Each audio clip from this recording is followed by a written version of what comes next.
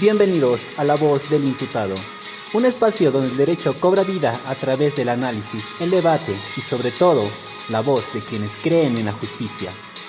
Hoy les traemos un tema de especial interés para estudiantes de derecho, operadores jurídicos y ciudadanos informados. Así es, mi estimado Percy. En este episodio hablaremos del acuerdo plenario número 2 del año 2019, emitido en el marco del 11º Pleno Jurisdiccional de las Salas Penales de la Corte Suprema del Poder Judicial de Perú, un documento que es clave, que también interpreta y unifica criterios sobre la vigilancia electrónica personal. Un acuerdo que surge bajo la base legal del artículo 116 del texto único ordenado de la Ley Orgánica del Poder Judicial y que busca resolver vacíos y criterios contradictorios que existen respecto a esta figura alternativa a la prisión preventiva. Así que quédate con nosotros porque en los próximos minutos exploraremos el contenido, implicancias y debates que rodean a este acuerdo plenario. Y como siempre, lo haremos en compañía de ustedes, nuestros oyentes. Bien, para adentrarnos más en el desarrollo de nuestro tema, primero comenzaremos con los antecedentes del acuerdo plenario.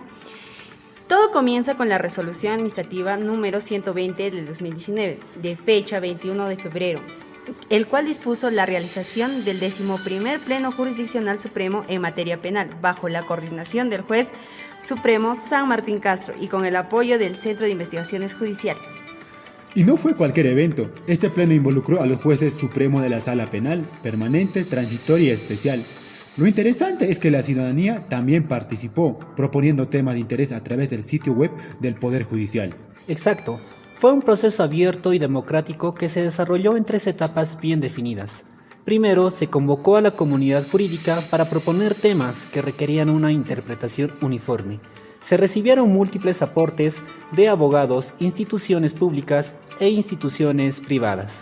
Luego vino la fase de selección de temas, y es así que el 25 de abril del 2019 se publicaron los temas elegidos para el debate, y entre ellos están la prisión preventiva, reparación civil, organización criminal, trata de personas y el tema que nos convoca hoy, que es la vigilancia electrónica personal. Y en la segunda etapa se realizó la audiencia pública el 9 de julio del 2019. Allí se presentaron informes destacados jurísticos, entre ellos Zoraida Ábalos, fiscal de la Nación, Julio César Espinosa por el Instituto de Ciencias Procesal Penal, representantes de la Universidad Mayor de San Marcos como el Taller de Derecho Procesal Mario Alzamora Valdés. En especial fue Espinosa Goyena del Instituto de Ciencia Procesal Penal quien abordó el tema de la vigilancia electrónica personal, señalando sus ventajas frente a la prisión preventiva y la necesidad de criterios claros para su aplicación. Finalmente, en la tercera etapa, los jueces supremos se reunieron en una sesión reservada de deliberación y en esta reunión analizaron las ponencias, debatieron y votaron. Y es así que nació este acuerdo plenario que, como lo manda el artículo 116 de la Ley Orgánica del Poder Judicial, tiene un carácter vinculante en todas las instancias judiciales de nuestro país. Y no olvidemos a los ponentes de este acuerdo, los jueces supremos San Martín Castro, Sequeiros Vargas, Castañeda Espinosa y Chávez Mella, quienes guiaron la interpretación legal y su redacción final. Volvemos con ustedes, oyentes. Seguimos analizando un tema crucial para nuestro sistema penal, la vigilancia electrónica personal. Ahora vamos a lo más jugoso, los fundamentos jurídicos y sociales que sustentan su aplicación. Raquel, ¿nos lanzas el siguiente punto? Claro, Percy. Empezamos con lo general. El 11º Pleno Jurisdiccional Penal ya identificó a la vigilancia electrónica como una herramienta clave para reducir el uso excesivo de la prisión preventiva y avanzar hacia un sistema más racional y humano. Un giro muy importante en nuestra política criminal. Exacto. Y esto no nace de la nada, Raquel. Este mecanismo tiene raíces profundas, remontadas a los años 60 en Estados Unidos, aunque en Perú su formalización comienza con la Ley 29499 en 2010.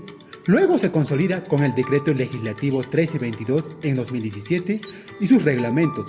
Todo un marco legal que permite su implementación con soportes técnicos real. Sí, Y ojo, que no es cualquier medida.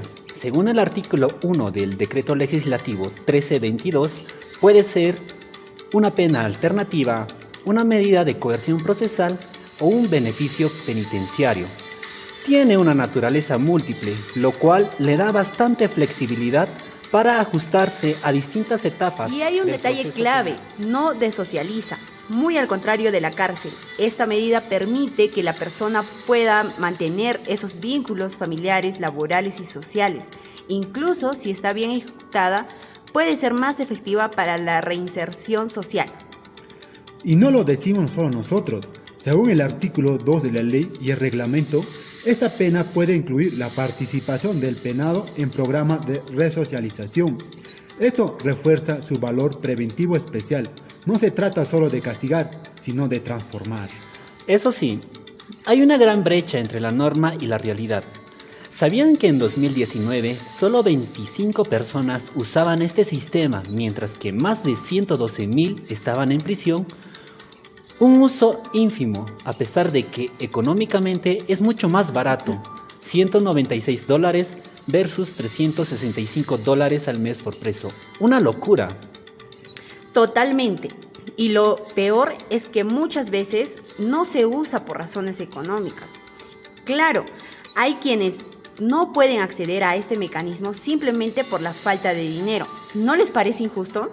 Sí, y además, desde una mirada procesal, si se usa una medida de coerción, la vigilancia electrónica ayuda a evitar el peligro de fuga y asegurar la presencia del imputado en el proceso sin necesidad de encarcelarlo y sin evadir demasiado su derecho a la intimidad. Gran punto, Fray. Es como un equilibrio entre seguridad y derecho. El artículo 3, inciso 1 de la ley lo define como un mecanismo para monitorear el tránsito del procesado o condenado dentro de un área de acción. En resumen, es una herramienta moderna para un sistema penal más justo. Y aún hay más.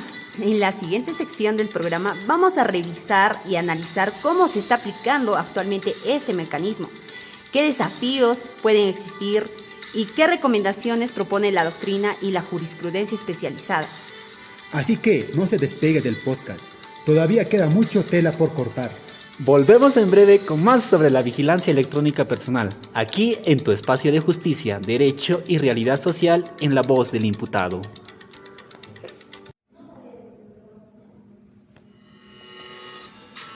Bienvenidos nuevamente, queridas y queridos oyentes. Continuamos con nuestro episodio sobre la vigilancia electrónica personal.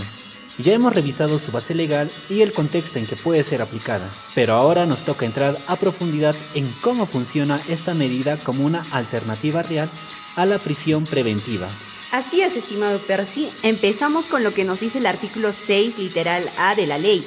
Aquí establecen dos grandes caminos. El primero, como la alternativa a la prisión preventiva, ya sea que se esté ejecutándose o simplemente dictada. Y el segundo, como una opción directa dentro de un régimen de comparecencia con restricciones. Exacto. Y es aquí donde se vuelve interesante. Esta medida tiene como finalidad disminuir el uso del encarcelamiento preventivo. En vez de tener a una persona privada de libertad, se permite que afronte el proceso en libertad, pero bajo vigilancia electrónica. Esto garantiza su permanencia en el proceso sin necesidad de recurrir al encierro.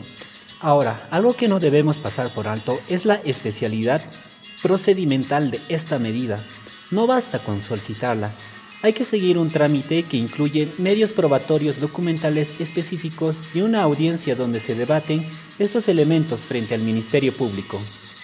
Y justamente en el artículo 7 del mismo reglamento encontramos ese procedimiento claramente delineado establecido. Hay que recordar que esta medida puede pedirse como alternativa a la prisión preventiva o incluso ser solicitada por el imputado durante la audiencia misma. Así es, pero también el fiscal puede cambiar su pretensión inicial y proponer esta medida si lo considera conveniente. Eso sí, todo está condicionado a que exista el famoso informe técnico favorable del INPE y que se presentan los documentos requeridos. Y aquí entramos a un punto clave que muchos no conocen. Los 3 presupuestos materiales que se deben de cumplir para que proceda la vigilancia electrónica personal. Diana Gisela Mila Vázquez nos habla de ellos con claridad.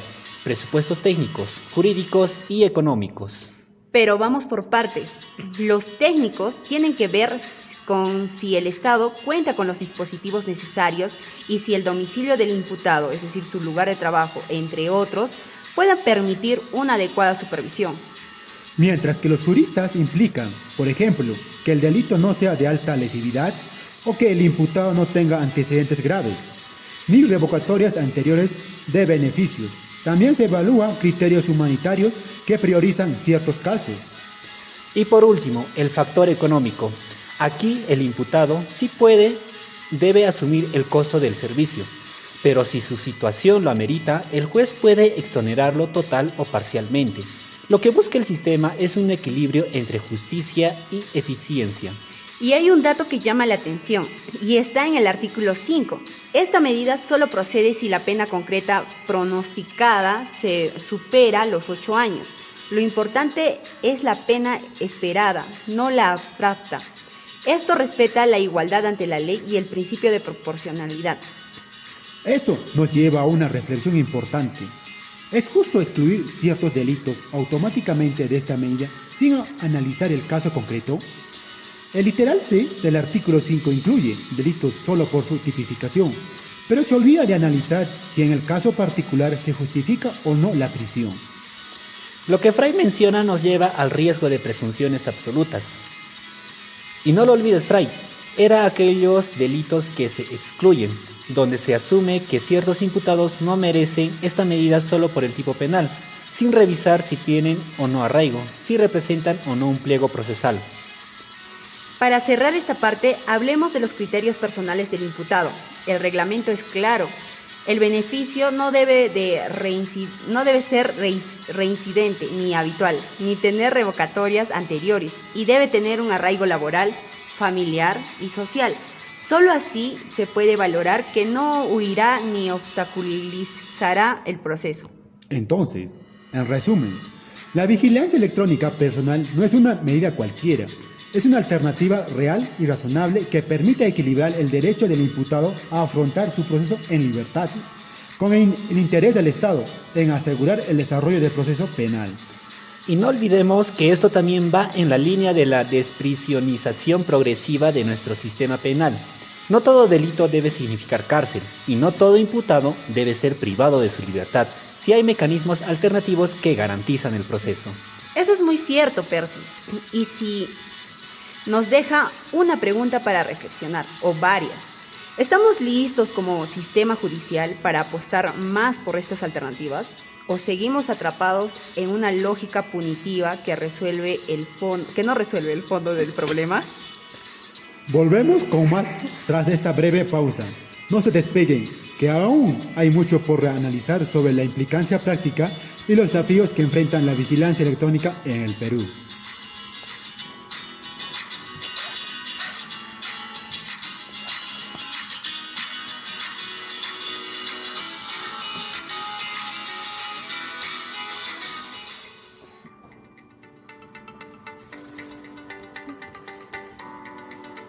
Volvemos, familia jurídica, con este episodio donde seguimos desenredando el hilo de la vigilancia electrónica personal.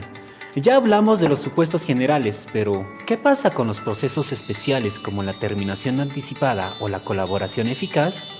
Exacto, Percy. En el párrafo 15 se menciona que el artículo 8.2 del reglamento permite aplicar la vigilancia electrónica personal en procesos especiales, como la terminación anticipada y la conclusión anticipada del juicio oral, o lo que comúnmente lo conocemos como la conformidad procesal.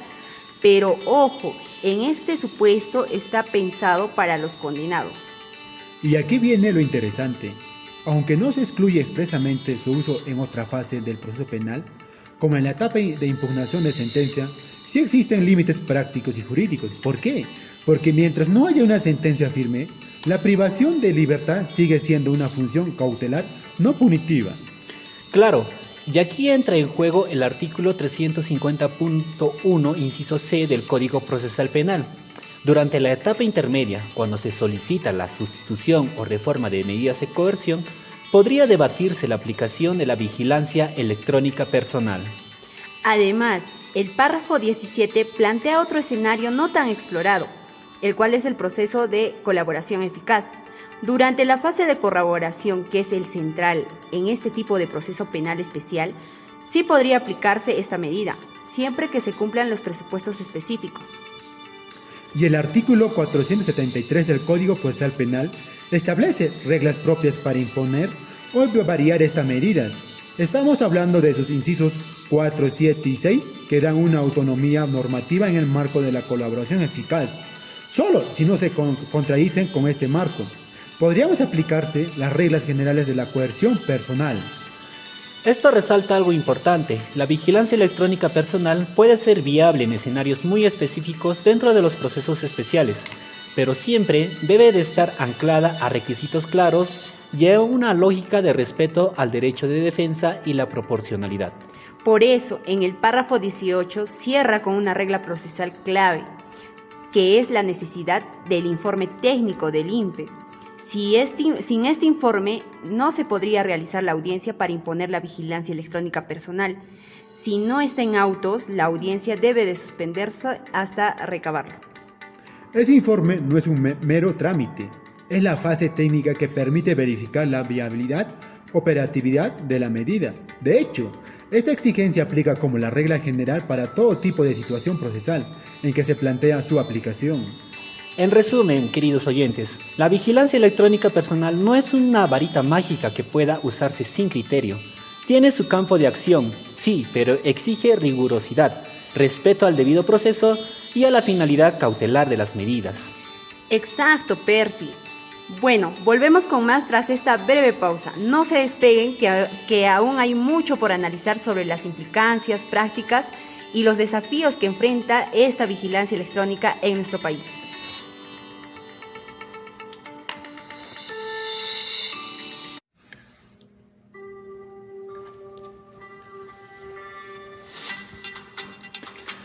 Queridos oyentes, ahora pasamos sobre la resolución que otorga la vigilancia electrónica personal. Ya estamos en la recta final de este episodio jurídico y ahora toca hablar de un punto clave. ¿Qué contiene y cómo debe resolverse una solicitud de vigilancia electrónica personal? Así es, Percy. El párrafo 19 nos recuerda que esta medida no es un simple dispositivo electrónico colocado al azar, sino que debe estar respaldada por una resolución judicial debidamente motivada. Y ojo, esta resolución debe contener reglas de conducta expresas tal como lo indican en el artículo 9 de la ley y los artículos 7.4 y el 8 literal A.3 del reglamento. Y estas reglas no son opcionales. Son 8 reglas de conductas textativas más una cláusula abierta. Las demás que consideren importantes para una adecuada ejecución de la medida, siempre que no afecten el bienestar de la persona, según el artículo 6.2 del reglamento. Y en el caso de imputados, estas reglas tienen una orientación clara: evitar el riesgo de fuga y la obstaculización del proceso penal. Estamos hablando de una lógica netamente cautelar, que debe de proteger el proceso y no anticipar ninguna condena. Exacto. A ver, pongamos un ejemplo. Si se impone una vigilancia con tránsito restringido, se debe de definir rutas, horarios, tiempos o algunos parámetros claros. Esto cumple dos funciones. Por un lado, va a facilitar el monitoreo técnico y por el otro va a reducir el peligro procesal. Todo bien pensado. Pero hay una regla adicional interesante en el artículo 8A del reglamento, que habla de la participación del beneficiario en actividades de reinserción social o en programas vinculados al medio libre. Esta suena positiva, ¿verdad? Claro que sí, Fray, pero ojo al dato. Esta regla aplica solo para penados, no para imputados. ¿Por qué? Porque la presunción de inocencia impide imponer medidas que presupongan una culpabilidad anticipada. Sería, en otras palabras, una forma encubierta de castigo sin condena. Exactamente. Y esto demuestra lo importante que es respetar el principio de legalidad y proporcionalidad al momento de resolver. Estas reglas deben servir a los fines del proceso sin vulnerar los derechos fundamentales de quienes todavía no han sido condenados. Así que, si eres juez, abogado, defensor, fiscal o estudiante de derecho, recuerda siempre esto. La vigilancia electrónica personal no es una sanción, sino una medida de coerción que debe ser cuidadosamente justificada y ejecutada conforme a la ley. Con esto, queridos oyentes, cerramos este bloque sobre la resolución judicial y sus requisitos en la vigilancia electrónica personal. Vamos a hacer una breve pausa y al volver exploramos la revocatoria de la vigilancia electrónica personal, una parte crucial para atender el alcance real de esa medida. Así que, querida Raquel, querido Fray, tomen un vaso de agua que volvemos con más fuerza.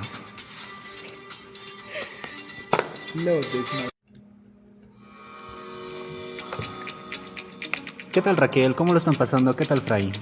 Genial. Excelente.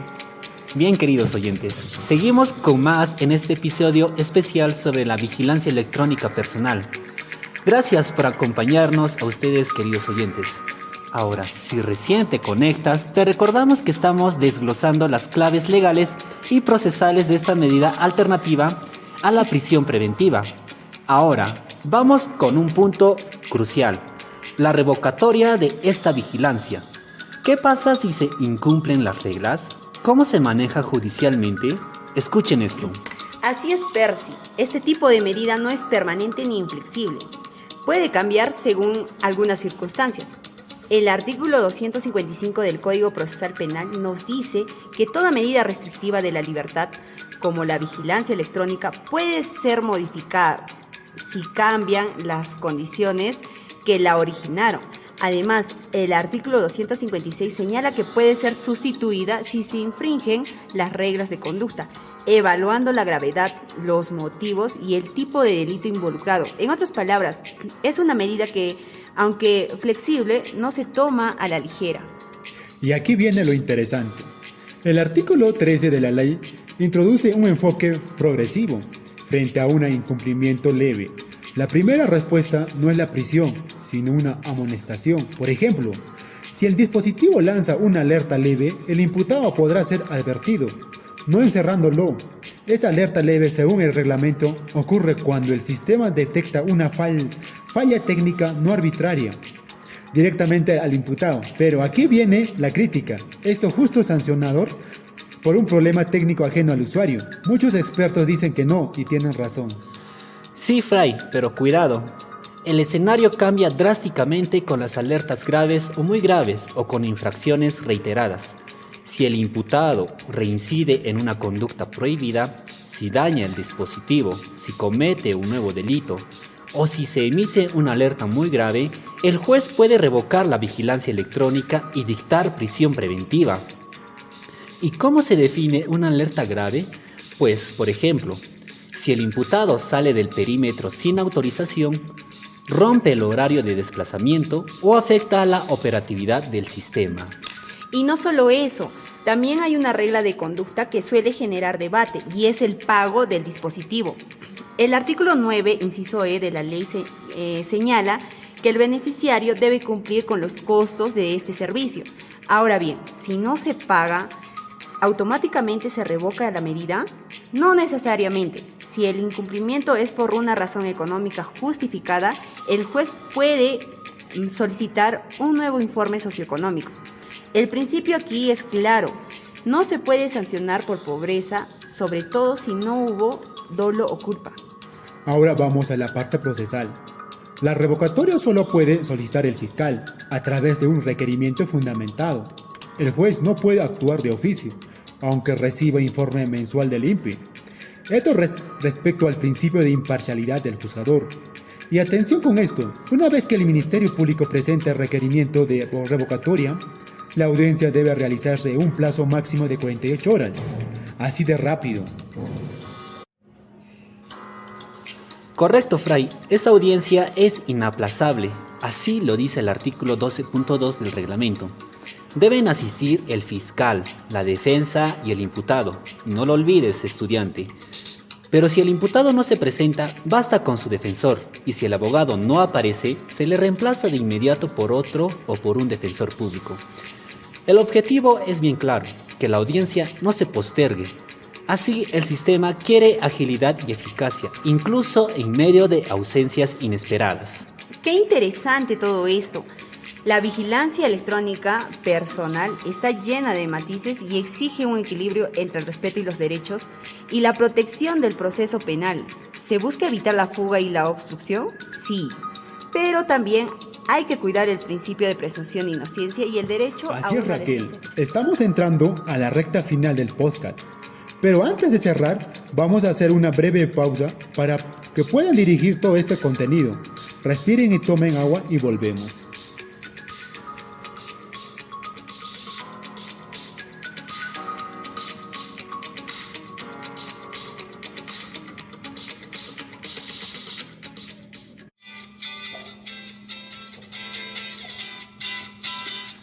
Bien, queridos oyentes, estamos llegando al desenlace de este análisis, así que ahora vamos con la tercera y última parte del acuerdo plenario, que trata sobre la decisión adoptada por la Corte Suprema en el Pleno. Aquí se consolidan los criterios que deben guiar a todos los operadores de justicia en el Perú respecto a la vigilancia electrónica personal. Exacto, Percy. En el fundamento 26 se indica que las salas penales permanentes, transitoria y especial de la Corte Suprema, reunidas en un pleno jurisdiccional, adoptan su decisión de conformidad en el artículo 116 de la Ley Orgánica del Poder Judicial. Y así es como el Fundamento 27 se establece como doctrina legal todos los criterios desarrollados desde el Fundamento 9 hasta el 25. Esto quiere decir que los jueces de todas las instancias están obligados a tenerlos en cuenta al resolver casos similares. Y no solo eso, en el Fundamento 28 se precisa que esta doctrina legal debe ser invocada por los jueces en todos los niveles, salvo por la excepción que permite la Ley Orgánica del Poder Judicial en su artículo 22, segundo párrafo. Y esta excepción también aplica a los acuerdos plenarios, como el que estamos analizando el día de hoy. Pero ojo, en el fundamento 29 también se declaró una advertencia muy importante, el cual es: los jueces solo pueden apartarse de este acuerdo plenario si existen nuevas y diferentes valoraciones jurídicas que antes no fueron consideradas, ni expresamente ni tácitamente, por la Corte Suprema. Es decir, no se trata de discrepar por discrepar. Finalmente, el Fundamento 30 ordena la publicación del presente acuerdo plenario en el Diario Oficial del Peruano. Con ello se garantiza su conocimiento y aplicación obligatoria. Y con eso cerramos nuestro recorrido por el acuerdo plenario. Hemos repasado su estructura, los principios claves, las reglas de aplicación y revocatoria de la vigilancia electrónica personal y la decisión adoptada por la Corte Suprema. Entonces, es menester decir, este tipo de instrumentos no solo unifican criterios, sino que también fortalecen la seguridad jurídica y el respeto por los derechos fundamentales de las personas procesadas. Conocerlos es fundamental para quienes litigamos y defendemos en el proceso penal. Gracias por acompañarnos hasta el final. Esperemos que este análisis les haya resultado útil, reflexivo y aplicable en su práctica o formación jurídica. Nos escuchamos en el siguiente episodio.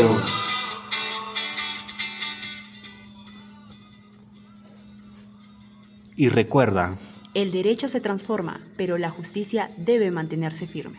Hasta la próxima, colegas y estudiantes de la justicia.